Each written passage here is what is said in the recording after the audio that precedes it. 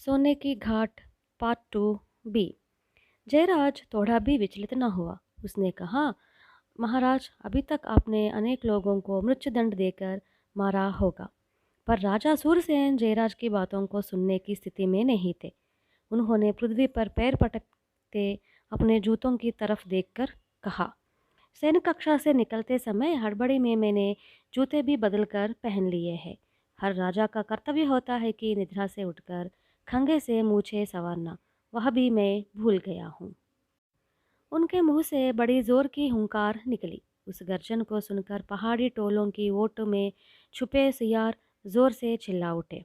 उस गर्जन और उन चिल्लाहटों को सुनकर प्रधानमंत्री मार्तांड, महाज्ञानियों की सभा के पांचों सदस्य सशंकित हो वहां दौड़े आए। उन्हें भय हो गया कि महाराज किसी खतरे में फंस गए हैं।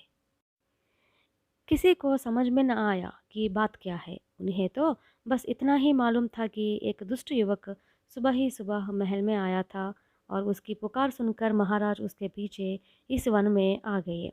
इस बीच राजा को बड़ी जोर से छींक आ गई। पांचों महाज्ञानी भयभीत हो राजा की ओर देखने लगे। राजा भौं से सिकोड़कर उनकी ओर दृष्टि फेंक कर बोले, मुझे लगता है कि यह प्रातःकालीन हवा मुझ जैसे महान यशस्वी राजवंशी राजा के लिए हानिकारक है। फिर जयराज की ओर इशारा कर बोले, यह दुष्ट युवक को मुझे नचा रहा है। जयराज महाज्ञानियों से बोला, महाजनों, आप महाराज की शंका दूर कर दीजिए। क्या आप लोग ठीक सामने उस स्वर्ण प्रतिमा को नहीं देख रहे हैं? जयराज की बात सुनकर पांचों महाज्ञानियों ने बड़ी आतुरता से उस दिशा में देखा। मंत्री मार्तांड ने कहा, युवक, तुम जिस दिशा में संकेत कर रहे हो वहाँ मुझे एक बहुत बड़ा उल्लू दिखाई दे रहा है। उल्लू? नहीं नहीं, वहाँ तो हमें एक बहुत बड़ी मकड़ी दिखाई दे रही है। इतनी बड़ी मकड़ी को मैंने इससे पहले कभी नहीं देखा, महाज्ञानी विश्वेश्वर ने कहा। जयराज खींचकर बोला, बहुत समय पूर्व महाराज शुद्धोदन के काल में उन्हीं के द्वारा निर्मित जो स्वर्ण प्रतिमा पहाड़ी चट्टानों के नीचे दब गई थी, अब वह प्रकट हो गई है। क्या आप सब लोग उसे नहीं देख पा रहे हैं? निश्चय ही इस युवक को मतिभ्रम हो गया है, यह पागल हो गया है, एक दूसरे महाज्ञानी ने कहा। उसके समर्थन में अन्य सब महाज्ञानियों ने सिर हिलाए।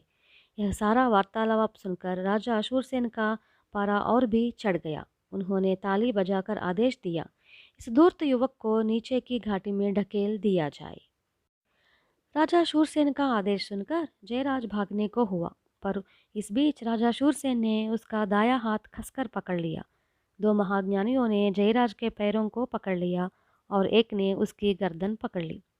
अब सब मिलकर जयराज को खाई की तरफ उठाकर ले जाने लगे। तभी स्वर्ण प्रतिमा की दिशा से मधुर स्वर में संगीत सुनाई दिया। जिन दो महाज्ञानियों ने जयराज के पैर पकड़ रखे थे, उन्होंने अपनी पकड़ ढीली कर दी और चिल्लाकर कहा, वाह, अद्भुत संगीत है, अद्भुत। राजा शूरसेन इस बात पर भी क्रोधित हो उठे और बोले, ठहरो, इस अद्भुत संगीत के बारे में सर्वप्रथम मैं कुछ कहूँगा। यह संगीत शक्कर से बने लड्डू जैसा मधुर है। स्वर्ण प्रतिमा अब सबको साफ दिखाई देने लगी। अब सबने जयराज को छोड़ दिया और सबके सब स्वर्ण प्रतिमा की ओर देखने लगे।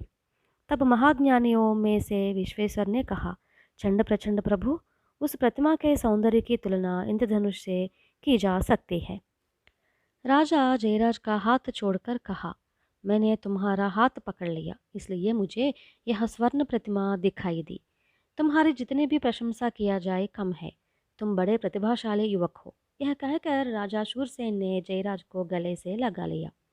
जयराज प्रसन्न होकर बोला, चंड प्रचंड प्रभु, इस प्रतिमा को देखते ही आप कितने सुंदर हो गए। हाँ, आपका रूप अनोखा हो उठा है। तुम में से कोई एक मेरे महल में जाओ और मेरा दर्पण ले आओ। पर किसी का भी ध्यान राजा या अन्य किसी की बातों में नहीं था। सबकी स्थिति विचित्र थी। सब लोग स्वर्ण प्रतिमा की ओर ताकते हुए तन्मय खड़े थे। अरे, तुम लोगों ने क्या मेरा आदेश नहीं सुना?